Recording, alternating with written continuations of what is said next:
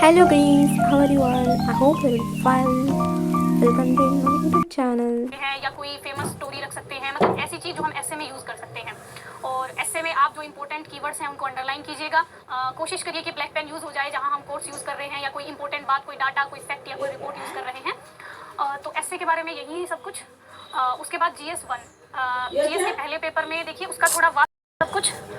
उसके बाद GS1, GS के पहले पेपर में देखिए उसका थोड़ा वास्ट सिलेबस होता है। उसमें हमें हिस्ट्री भी पढ़नी होती है, ज्योग्राफी भी पढ़नी होती है, सोसाइटी भी पढ़नी होती है। तो उसके लिए सबसे पहले हिस्ट्री के लिए NCERT तो आपको पढ़नी है 6 से लेकर 12 तक। आप ओल्ड भी पढ़ सकते हैं, न्यू भी पढ़ सकते हैं, लेकिन मैंने ओल्ड NCERT पढ़ी थी। तो हिस्ट्री के लिए सबसे पहले ओल्ड NCERT 6 से लेकर 12 तक। उसके बाद आप स्पेक्ट्रम पढ़ेंगे, मतलब स्पेक्ट्रम ऐसी है जो प्रीलिम्स में भी आपको हेल्प करेगी और मेंस में भी आपको हेल्प करेगी, तो स्पेक्ट्रम मस्ट है।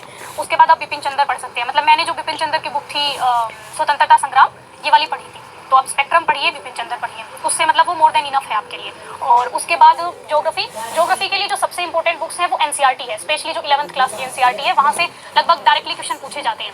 तो ज्योग्राफी के लिए आप NCERT पढ़िए 6 से लेकर 12 तक। उसके बाद एक GC लियोंग की बुक आती है, वो वैसे अभी तक शायद इंग्लिश मीडियम में ही है, लेकिन आप मतलब उसकी लैंग्वेज बहुत सिंपल है। मतलब मैंने वो पढ़ ली थी कि मतलब उसमें से जो मतलब बिल्कुल बेसिक कॉन्सेप्ट्स उसमें समझाए गए हैं, तो वो अगर आप कंफर्टेबल हैं तो GC लियोंग एक बार पढ़ लीजिएगा। और माजिद हुसैन जो सर की जो बुक है वो बहुत लेंदी है थोड़ी सी, तो उसमें से जो सेलेक्टेड टॉपिक्स हैं, मतलब जो मिनरल्स के बारे में है या मतलब उसमें से सेलेक्टेड पढ़ना है बस माजिद हुसैन में से। और ज्योग्राफी के लिए बस इतना ही। और सोसाइटी के लिए ज़्यादा कुछ मैं कोई बुक प्रीफर नहीं करूँगी, मतलब मैंने कोई बुक नहीं पढ़ी सोसाइटी के लिए स्पेशली।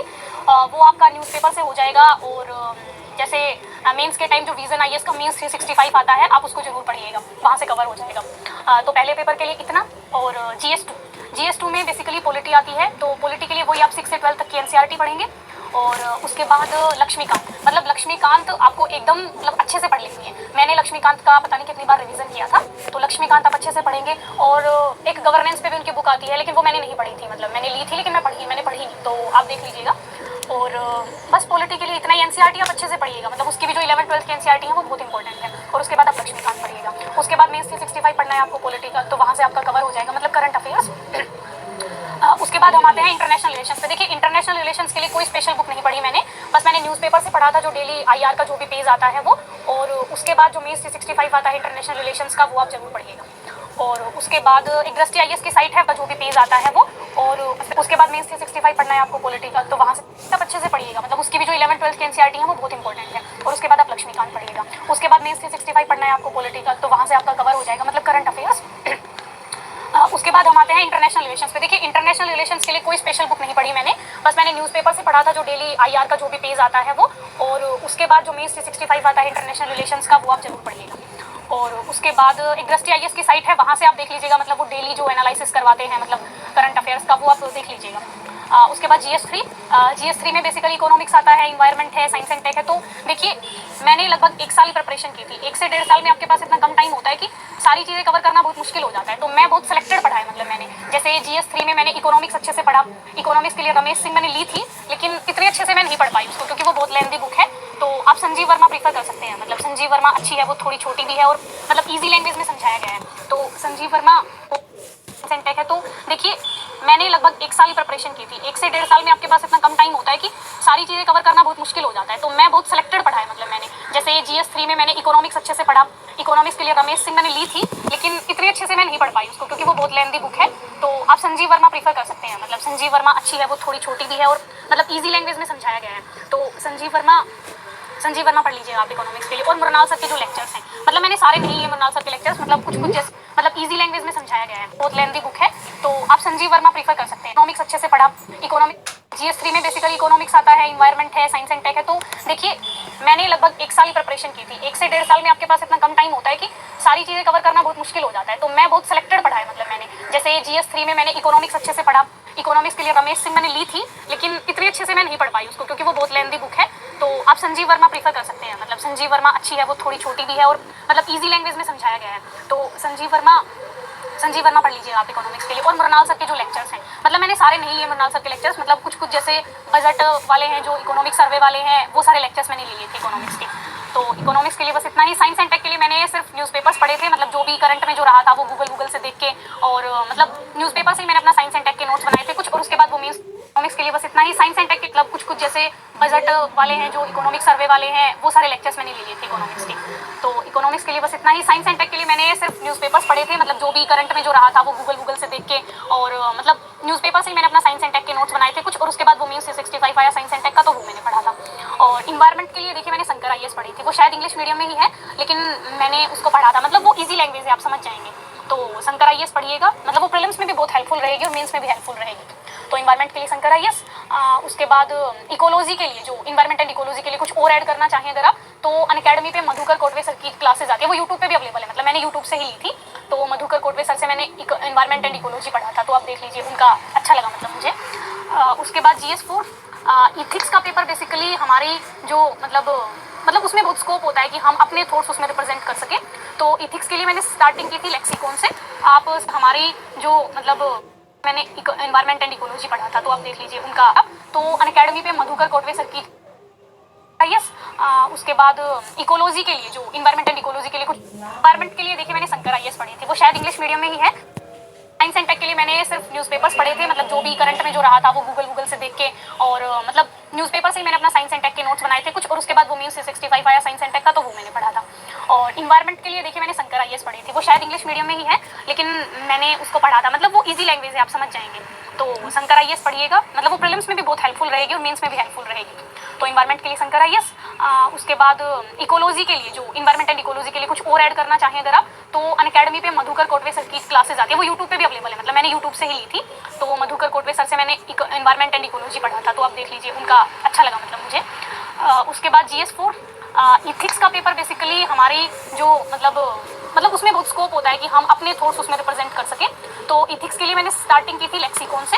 आप सबसे पहले लेक्सिकॉन पढ़िए, मतलब लेक्सिकॉन में उन्होंने सिलेबस के हिसाब से मतलब बता रखा है सारी चीज़ें, तो उससे हमें एक बेसिक आइडिया हो जाएगा कि मतलब इथिक्स क्या है और सिलेबस में हमारे क्या क्या है। और तो लेक्सिकॉन मैंने पढ़ी थी। उसके बाद मैंने सिर्फ टेस्ट सीरीज लगाई थी इथिक्स की, मतलब मेनली जो सबसे इंपॉर्टेंट यहाँ टेस्ट सीरीज है, क्योंकि टेस्ट सीरीज में आपको केस स्टडीज मिलेंगी और आप अटेम्प्ट करेंगे तो आपको पता चलेगा कि कैसे मतलब केस स्टडीज आती हैं और उनके मॉडल आंसर्स आप देखेंगे। तो इथिक्स के लिए टेस्ट सीरीज मतलब आप जरूर लगाइएगा कोई अच्छी सी। और इथिक्स के लिए थोड़ा सा जो मैं बताना चाहूँगी वो सबसे इंपॉर्टेंट है कि उसका सिलेबस, GS4 का जो सिलेबस है उसमें कुछ कीवर्ड्स दिए हुए हैं, जैसे एक सिविल सेवक के क्या क्या गुण होते हैं, जैसे ऑनेस्टी है और परसिवरेंस है, ये सब। तो आप वो कीवर्ड्स हैं जो वो अपने मतलब आंसर में यूज़ करें। और इथिक्स का पेपर थोड़ा सा लेंथी होता है, तो वहाँ आप अपनी स्पीड का ख्याल रखें और मतलब पेपर पूरा अटेम्प्ट करने का प्रयास करें। और इथिक्स का हो गया। तो ये मेरी मेंस की स्ट्रेटेजी रही बेसिकली। और प्रीलिम्स के लिए जो मैं कहना चाहूँगी वो सबसे इंपॉर्टेंट चीज़ है रिवीजन। आप प्रीलिम्स में लगभग 3 महीने पहले से मतलब सिर्फ प्रीलिम्स पे फोकस हो जाइए। प्रीलिम्स के लिए आपको कम से कम 3 महीने तो देने ही चाहिए, मतलब केवल प्रीलिम्स के लिए। तो प्रीलिम्स से पहले 3 महीने पहले आपसे केवल प्रीलिम्स की पढ़ाई करेंगे। और प्रीलिम्स के लिए सबसे जो जरूरी है वो रिवीजन है, क्योंकि देखिए सिलेबस बहुत बड़ा है, आप सब कुछ नहीं पढ़ सकते हैं, लेकिन जितना आपने पढ़ा है उस पर मतलब आपकी एकदम पकड़ होनी चाहिए कि यूपीएससी कहीं से भी कैसे भी घुमा के पूछ ले, आप उसको अटेम्प्ट कर लें। और प्रीलिम्स में ज़्यादा से ज़्यादा क्वेश्चन अटेम्प्ट करने का प्रयास कीजिए। मतलब मैंने शायद 92 क्वेश्चन अटेम्प्ट किए थे, मतलब 5-6 तो ऐसे आएंगे ही जो बिल्कुल ही हमें नहीं आते होंगे, लेकिन आप कोशिश कीजिए कि ज़्यादा से ज़्यादा अटेम्प्ट हो पाएँ। और CSET के लिए देखिए मेरा बेसिकली मैथ्स बैकग्राउंड था, तो मैंने CSET के लिए कोई खास प्रिपरेशन नहीं की, तो उस बारे में मैं शायद आपको उतने अच्छे से नहीं बता पाऊंगी कि CSET के लिए कैसे तैयारी करनी है। वो आपको अपनी कंडीशंस के हिसाब से देखना पड़ेगा कि आप कहाँ स्ट्रॉन्ग हैं और कहाँ आपको और इम्प्रूवमेंट करना है। तो बेसिकली ये मेरी मेंस और प्रीलिम्स के लिए स्ट्रेटजी रही। मतलब मैंने बहुत सेलेक्टिव पढ़ा, मतलब मेरे रिसोर्सेज एकदम लिमिटेड रहे और जितने रहे मैंने उनको बहुत बार रिवाइज किया। तो अगर मतलब मेरी प्रिपरेशन बेसिकली एक साल की रही, 1-1.5 साल की, तो उसमें जितना मेरे से कवर हो पाया मैंने उतना कवर किया, लेकिन रिवीजन मैंने बहुत ज़्यादा किया, मतलब बार रिवीजन। और उसके बाद अब हम ऑप्शनल पे थोड़ा सा बात कर लेते हैं। ऑप्शनल मेरा हिंदी लिटरेचर था, और हिंदी लिटरेचर में देखिए 2 पेपर होते हैं। पहला वाला पेपर होता है वो भाषा खंड का होता है, और दूसरा वाला पेपर होता है वो जो उसमें सिलेबस दिया गया है।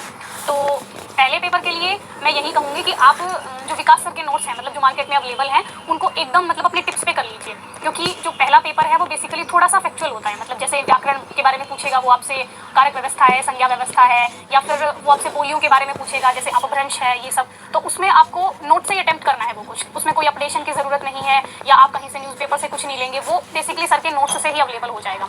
तो पहले पेपर के लिए सर के नोट्स ही बस मैंने सर के नोट्स पढ़े थे पहले पेपर के लिए, और दूसरे पेपर के लिए भी मैंने बस सर के नोट्स पढ़े थे, लेकिन थोड़ा सा उनमें चेंज किया था। जैसे जो एग्जाम्पल्स नोट्स में थे मैंने वो थोड़े चेंज कर दिए थे, मतलब ताकि दूसरों से अलग लगे थोड़ा सा। तो जो हमारी बुक्स हैं जैसे गोदान है, दिव्या है, स्कंदगुप्त है, आप उनमें से थोड़े से अलग एग्जाम्पल ले लीजिए, मतलब ताकि एग्जामिनर को थोड़ी हमारी कॉपी अलग लगे।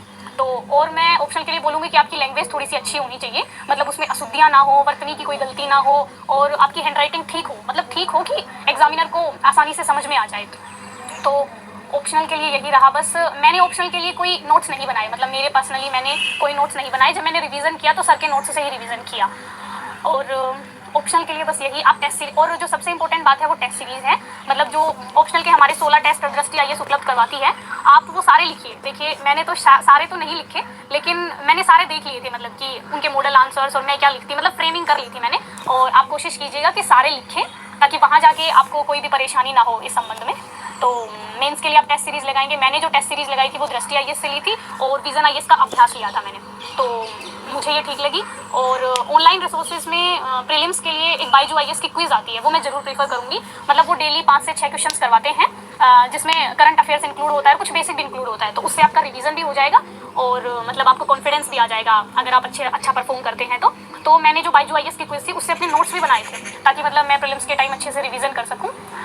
तो यही मेरी मीन्स की स्ट्रेटेजी रही। मीन्स और प्रीलिम्स में करंट अफेयर्स इंक्लूड होता है, कुछ बेसिक विजन आईएएस का अभ्यास लिया था मैंने, तो और मैं क्या लिखती, मतलब फ्रेमिंग कर ली थी मैंने। और आप कोशिश कीजिएगा कि सारे लिखें, ताकि वहाँ जाके आपको कोई भी परेशानी ना हो इस संबंध में। तो मेंस के लिए आप टेस्ट सीरीज लगाएंगे। मैंने जो टेस्ट सीरीज लगाई थी वो दृष्टि आईएएस से ली थी, और विजन आईएएस का अभ्यास लिया था मैंने, तो मुझे ये ठीक लगी। और ऑनलाइन रिसोर्सेज में प्रीलिम्स के लिए एक बायजू आईएएस की क्विज आती है, वो मैं जरूर प्रीफर करूँगी। मतलब वो डेली 5 से 6 क्वेश्चंस करवाते हैं, जिसमें करंट अफेयर्स इंक्लूड होता है, कुछ बेसिक भी इंक्लूड होता है, तो उससे आपका रिवीजन भी हो जाएगा, और मतलब आपको कॉन्फिडेंस भी आ जाएगा अगर आप अच्छा परफॉर्म करते हैं तो मैंने जो बायजू आईएएस की क्विज थी उससे अपने नोट्स भी बनाए थे, ताकि मतलब मैं प्रीलिम्स Thank के you टाइम अच्छे guys से for रिवीजन कर watching सकूँ। video and तो subscribe यही मेरी मीन्स की channel, स्ट्रेटेजी like, रही मीन्स और comment, प्रीलिम्स की। share also. Bye guys, love you. Please subscribe and support me guys.